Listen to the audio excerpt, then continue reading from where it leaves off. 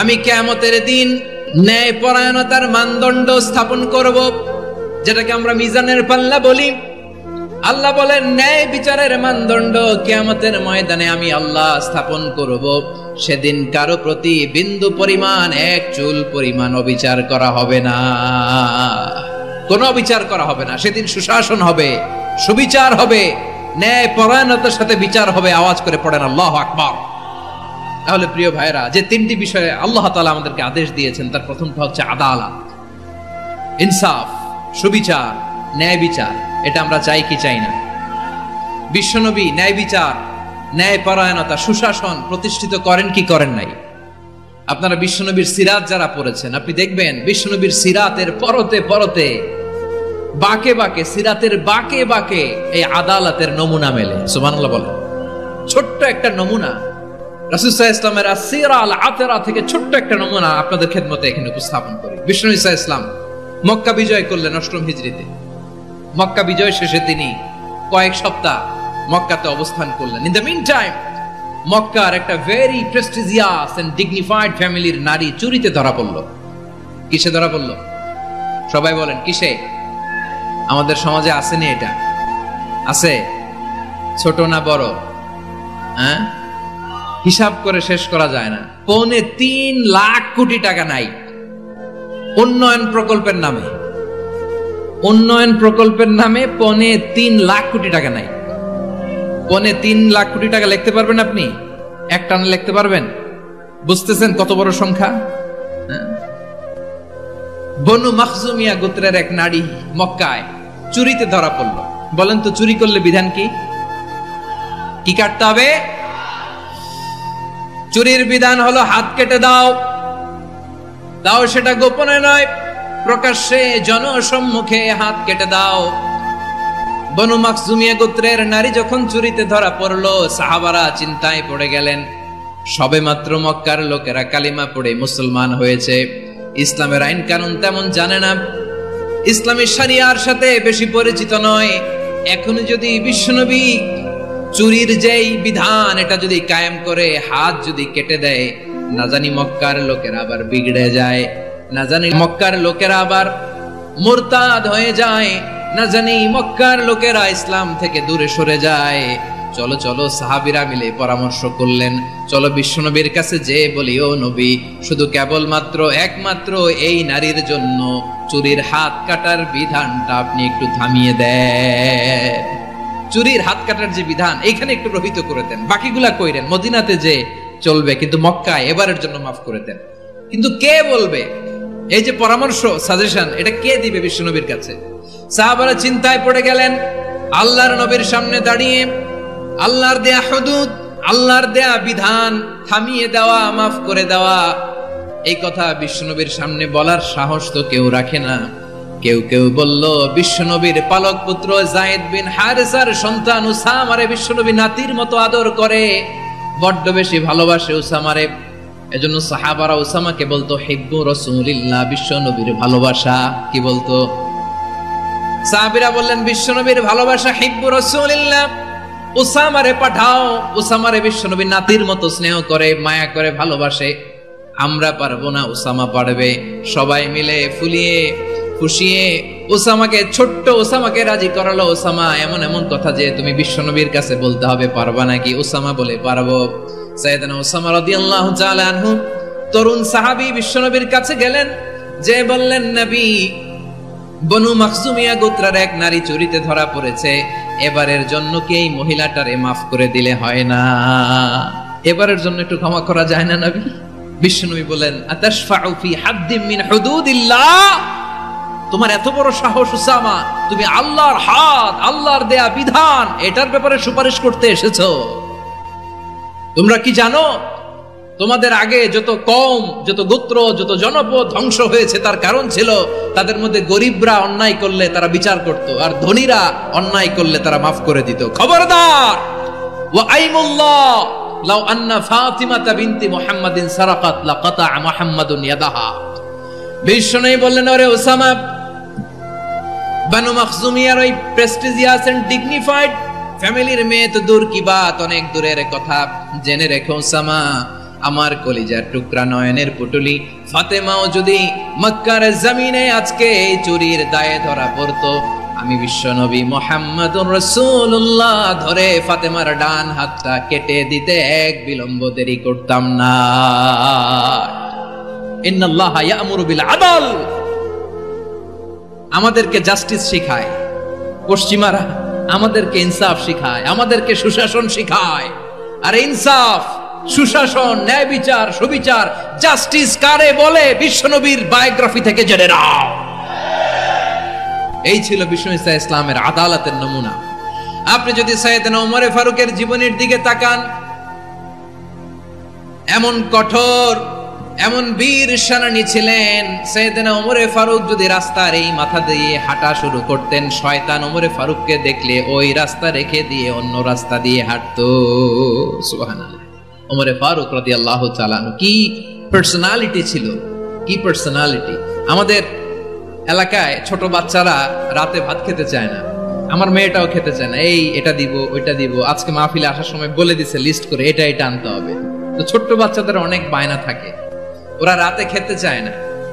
তো মায়েরা বিভিন্ন ভয় দেখায়, এই বাঘ আসবে, বাঘ আসবে খাও, এই ভূত আসবে, ভূত আসবে খাও। আপনারা কি বলেন চট্টগ্রামে? কি আসবে? হ্যাঁ, ভূত, ভূত, ভূত আসবে, বাঘ আসবে, খাও খাও খাও, তাড়াতাড়ি খাও। তো বাচ্চারা এগুলো শুনে ভয়ে খেতে শুরু করে। মদিনার জমিনেও একই ঘটনা ঘটতো। মদিনার ছোট্ট ছোট্ট সোনামণিরা খেতে চাইতো না। তো মায়েরা বলতো, হা হুয়া ইয়াতি উমর, হা হুয়া ইয়াতি উমর, ওই যে উমর আসতেছে, উমর। ওমরে ফারুকের কথা শুনলে বাচ্চারা একেবারে ঠান্ডা। সুবহানাল্লাহ পড়বেন না? প্রভু তুমি বলেছ রাসূল দেবে না, বলনি দেবে না ওমর, বলনি দেবে না হামজা তারিক, খালিদ বিজয় সমর। প্রভু তুমি বলেছ রাসূল দেবে না, বলনি দেবে না ওমর, বলনি দেবে না হামজা তারিক, খালিদ বিজয় সমর। প্রভু তুমি বলেছ রাসূল দেবে না। আল্লাহু আকবার। ওমর ফারুক রাদিয়াল্লাহু তাআলা আনহু, ওনার কথা শুনলে গায়ের মধ্যে গুজবাম হয়, গায়ের পশমগুলো দাঁড়িয়ে যায়। সুবহানাল্লাহ বলেন।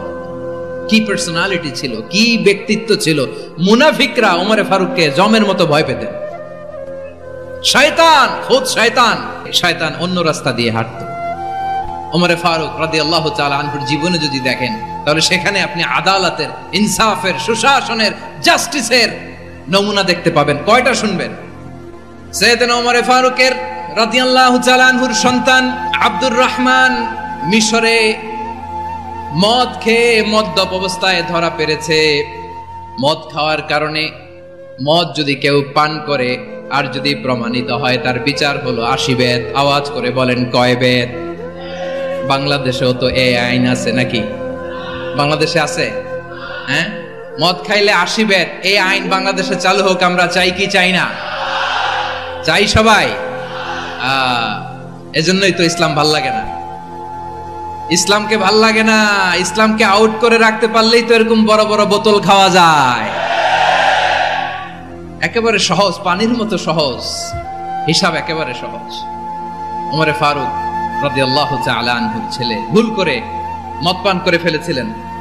আব্দুর রহমান, ঘটনা ঘটেছে মিশরে। মিশরের গভর্নর তখন আমর ইবনে আস রাদিয়াল্লাহু তাআলা আনহু।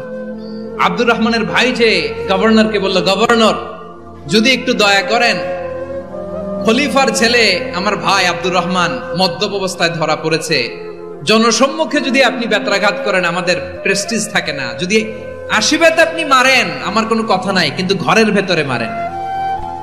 আব্দুর রহমানের ভাইয়ের সুপারিশ শুনে সাইয়েদনা আমর ইবনে আস রাদিয়াল্লাহু তাআলা আনহু রাজি হয়ে গেলেন।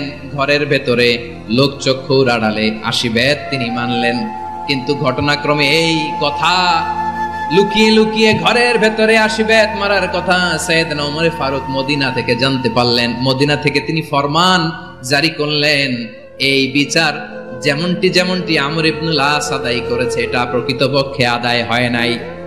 আসো সবাই মদিনায় আসো, আমর ইবনে আস মদিনায় আসো, আব্দুর রহমানও আসো, সবাই আসো, জনসম্মুখে এই বিচার কার্য কার্যকর করতে হবে। সাইয়েদনা ওমরে ফারুক মসজিদে নববীর পিলারের মধ্যে নিজের ছেলেকে বাঁধলেন, আবার জনসম্মুখে 80টা বেত তার গায়ের মধ্যে মারলেন। মাজমুয়ে ফাতাওয়া ইবনে তাইমিয়া রাহিমাহুল্লাহ উনি এটা নকল করেছেন। এটা সবচেয়ে বিশুদ্ধ মত, আর অনেক মত আছে। মারা গেছে কবরের উপর, ওগুলো বাদে দিলাম। কেমন খলিফা ছিল, কেমন খলিফা! পশ্চিমারা তোমরা জাস্টিস আমাদেরকে শেখাও, ইনসাফ কারে বলে, সুশাসন আমাদেরকে তোমরা শিখাও। ওমরে ফারুক রাদিয়াল্লাহু তাআলা ওইটাকে, ওই বিচারকে তিনি ধর্তব্য মনে করেন নাই। মদিনাতে এনে আবার জনসম্মুখে আবার 80 বেত মেরেছেন। মিশরে ওমরে ফারুক রাদিয়াল্লাহু তাআলা আমর ইবনুল আসকে গভর্নর করে পাঠালেন। সেখানে আমর ইবনুল আসের ছেলে একটা প্রতিযোগিতায় রানার আপ হয়েছে। এক মিশরি সেখানে চ্যাম্পিয়ন হয়েছে। রানার আপ বুঝতে পেরেছেন তো? রানার আপ সেকেন্ড হয়েছে, এক মিশরি হয়েছে চ্যাম্পিয়ন প্রথম। কিন্তু গভর্নরের ছেলে ও জিততে পারে নাই। ও রাগে ওই মিশরির গায়ের মধ্যে কয়েকটা লাঠি দিয়ে বাড়ি মেরেছে। মিশরি যে মদিনাতে ওমরে ফারুকের কাছে বিচার দিলেন, আপনার গভর্নরের ছেলে অন্যায়ভাবে আমার গায়ে হাত তুলেছে। সাইয়েদনা ওমরে ফারুক আবার ফরমান জারি করলেন, আসো মদিনাতে আসো। মিশরীকে ডাকলেন। ওই মিশরের গভর্নর আমর ইবনুল আস রাদিয়াল্লাহু তাআলা আনহুকে ডাকলেন, তার ছেলেকেও ডাকলেন। সবাই বসে রইল। আমর ইবনুল আস রাদিয়াল্লাহু তাআলা আনহু মাথা নিচু করে বসে আছেন, লজ্জায় কাচুমাচু। হায় হায়, আজকে আমার ছেলের কারণে আমিরুল মুমিনিন খলিফাতুল মুসলিমিন ওমরে ফারুকের কাছে আমি জনসম্মুখে লজ্জিত হচ্ছি। সাইয়েদনা ওমরে ফারুক বললেন, এই নাও লাঠি। গভর্নরের ছেলে তোমার মাথার মধ্যে যতগুলো বাড়ি মেরেছে, আজকে জনসম্মুখে তুমি অতগুলা বাড়ি মারো। মিশরি বলে, থাক, আপনি যে ডেকে আনছেন সবার সামনে এটা বলছেন, এতেই আমি খুশি। আল্লাহু আকবার! আপনার মহানুভবতা দেখে আমি খুশি, আর অপমানের দরকার নাই। ওমরে ফারুক বলে, না, খবরদার, এই কথা মিশরি তুমি বলো না, মারো, যতগুলা বাড়ি মেরেছে মারো। বাধ্য হয়ে মিশরি আমর ইবনুল আসের সামনে ওনার কলিজার টুকরা সন্তানের মাথার মধ্যে বাড়ি মারতে আরম্ভ করলেন। ঠিক যতগুলা বাড়ি গভর্নরের ছেলে আমর ইবনুল আসের ছেলে মিশরির গায়ে মেরেছিল, মাথায় মেরেছিল, মিশরি গুনে গুনে ততটা মারলেন। এই দৃশ্য দেখে ওমরে ফারুক রেগে মেগে আগুন, রাগের চোটে রাগ সামলাতে না পেরে, আর নিজেকে সামলাতে না পেরে মিশরিরে বললেন, ছেলেরে মারা শেষ হয়ে গেলে এবার বাবার টাক মাথার মধ্যে কয়েকটা বাড়ি মার। রাগের চোটে, আউট অফ অ্যাঙ্গার, রাগের চোটে, যে আমার পাঠানো গভর্নর আমর ইবনুল আস তার ছেলেকে কেন আদব তারবিয়া কেন শিক্ষা দিতে পারে না।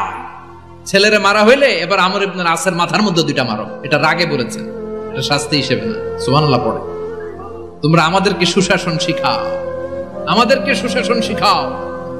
বিশ্বনবী বলেন, আদাল এটা যেন বিষয় না, এটা দিয়েই মানবিক সমাজ গড়তে হবে।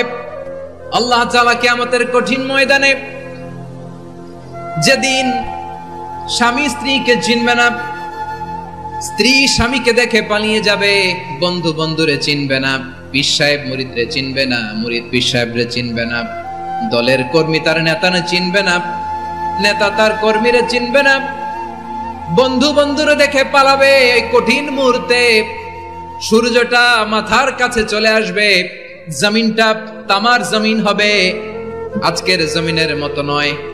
মানুষ ঘর্মাক্ত, ক্লান্ত, শ্রান্ত মাথার মগজগুলো কানের ছিদ্র আর নাকের ছিদ্র দিয়ে বেয়ে বেয়ে পড়বে। বিশ্বনবী ফরমান, কিয়ামতের ওই কঠিন ময়দানে 7 শ্রেণীর ব্যক্তিকে রব্বুল আলামিন তার আরশের নিচে ছায়া দিবেন। তার মধ্যে প্রথম শ্রেণীর ব্যক্তি হলো ইমামুন আদিল। ইমামুন আদিল, ন্যায়পরায়ণ শাসক, যে ইনসাফের সাথে বিচার করে, যে জাস্টিস সমাজে সার্ভ করে, যে সুশাসন নিশ্চিত করে, ওই ইমামুন আদিল। আদিল শব্দটা বুঝছেন না? ইন্নাল্লাহা ইয়া'মুরু বিল আদল, পাইছেন? আদিল। 7 শ্রেণীর ব্যক্তিকে আল্লাহ তাআলা সুশীতল আরশের নিচে ছায়া দিবেন, যেদিন তার দেয়া ছায়া ছাড়া কোনো ছায়া থাকবে না। এর প্রথম হচ্ছে ইমামুন আদিল, ন্যায়পরায়ণ শাসক। চিল্লায় বলেন সুবহানাল্লাহ। আবার বিশ্বনবী বললেন, ইন্নাল মুকসিতিনা ইনদাল্লাহি আলা মানাবিরা মিন নূর আন ইয়ামিনির রহমান। কিয়ামতের দিন যারা ন্যায় পরায়ণ হিসেবে আল্লাহর সামনে দাঁড়াবে কিয়ামতের দিন, রব্বুল আলামিন তার আরশের ডান দিকে ওই ন্যায় পরায়ণ লোকদের জন্য আরশের ডান দিকে একটা নূরের মিম্বারে তাদেরকে বসার সুযোগ করে দিবে। আল্লাহর আরশের ডান দিকে ন্যায় পরায়ণ লোকদের জন্য আল্লাহ তাআলা নূরের মিম্বার বানাবে। চারটেখানি কথা মনে করেছেন? আল আদাল, জাস্টিস, ইন্নাল্লাহা ইয়া'মুরু বিল আদল। আল্লাহ তাআলা এই আদালতের নির্দেশনা দেয়, সুবিচার, সুশাসন। প্রিয় ভাইয়েরা, এটা আমরা বাংলাদেশে চাই কি চাই না? এই যে অরাজকতা, এই যে অন্যায়, এই যে জুলুম, এই যে ইনকনসিস্টেন্সি, সমাজের অসঙ্গতি, এর প্রধান কারণ জাস্টিস নাই, সুবিচার নাই, সুশাসন নাই। শেষবারের মতো আওয়াজ করে বলেন তো, আমরা বাংলাদেশে আদল চাই কি চাই না? তাহলে প্রথম নির্দেশনা শেষ, আল্লাহ তাআলা তোমাদেরকে আদলের আদেশ দেন। এরপরে আল্লাহ বললেন, আমি তোমাদেরকে ইহসানের আদেশ দেই। ইন্নাল্লাহা ইয়া'মুরু বিল আদলি ওয়াল ইহসান। আমি তোমাদেরকে যেমনি আদলের নির্দেশনা দেই, তেমনি ভাবে তোমাদেরকে ইহসানের নির্দেশনা দেই। ইহসান, আওয়াজ করে সবাই বলেন তো ইহসান। সবাই বলেননি, সবাই বললে এতটুকু আওয়াজ হবে আমি বিশ্বাস করি না। আওয়াজ করে বলুন আল ইহসান। ইহসান মানে কারো প্রতি সফট হার্টেড হওয়া, মহানুভব হওয়া, অনুগ্রহ পরায়ণ হওয়া, অনুগ্রহশীল হওয়া, একে অপরের প্রতি দয়াদ্র হওয়া। একে অপরের প্রতি দয়াদ্র, অনুগ্রহশীল হওয়া ছাড়া মানবিক সমাজ কশিনকালেও গঠন করা সম্ভব না। প্রিয় ভাইয়েরা, সুন্দর আচরণ দিয়ে, ইহসান দিয়ে যা জয় করা যায়, নরম আচরণ দিয়ে যেটা অর্জন করা যায়, কঠোরতা দিয়ে সেটা পারা যায় না। বিষ্ণু ঈসা ইসলাম ইহসান দিয়ে, কোমল আচরণ দিয়ে, তার অনুগ্রহ দিয়ে তিনি অনেক কাফিরের হৃদয়কে জয় করে ফেলেছেন। সাইয়েদনা সুমামা ইবনে উসাল রাদিয়াল্লাহু তাআলা আনহুর কথা মনে পড়ে যায়। তিনি ছিলেন ইয়ামামার বাদশা। মদিনাতে বিশ্বনবীকে হত্যা করার নিয়তে এসেছিলেন। গোপনে গোপনে বিশ্বনবীকে হত্যা করে আবার ইয়ামামাতে তিনি ফিরে যাবেন। কিন্তু কি অবাক করা কাণ্ড, হত্যা করতে পারে নাই, সাহাবাদের হাতে তিনি ধরা পড়ে গেলেন। সাইয়েদনা সুমামা ইবনে উসাল রাদিয়াল্লাহু তাআলা আনহু হত্যার নিয়তে আসলেন, কিন্তু হত্যা করতে পারলেন না। সাহাবারা ওনাকে ধরে ফেললেন, ধরে মসজিদে নববীর পিলারের মধ্যে বেঁধে রাখলেন। সুমামা ইবনে উসাল, সিরাত থেকে শুনুন, সিরাত থেকে শোনাচ্ছি। রাদিয়াল্লাহু তাআলা আনহু ইয়ামামার অধিপতি ছিলেন। ইয়ামামা বিশ্বনবীকে হত্যার জন্য আসছেন, ধরা পড়ে গেছেন, এখন মসজিদে নববীতে বেঁধে রাখছে। তার মানে বন্দী। এখন স্ট্যাটাস কি? বন্দী, ক্যাপটিভ। বিষ্ণু ঈসা ইসলাম সাহাবাদেরকে বললেন, তার খোঁজ খবর নিও, সুমামা ইবনে উসালের খোঁজ খবর নিও। সাহাবারা বলেন, ইয়া রাসূলুল্লাহ, আপনাকে হত্যা করতে এসেছে, তার তো কঠিন ক্যাপিটাল পানিশমেন্ট হওয়া দরকার, কঠিন শাস্তি হওয়া দরকার। বিষ্ণু বললেন, না, আমি যেটা জানি তোমরা সেটা জানো না, তোমরা সুমামার সাথে ভালো আচরণ করো। বিশ্বনবী সুমামার কাছে গেলেন। প্রথম দিন যে তিনি কালেমার দাওয়াত দিলেন, ঈমানের দাওয়াত দিলেন, ইসলামের দাওয়াত দিলেন, রিসালাতের দাওয়াত দিলেন, আখিরাতের দাওয়াত দিলেন।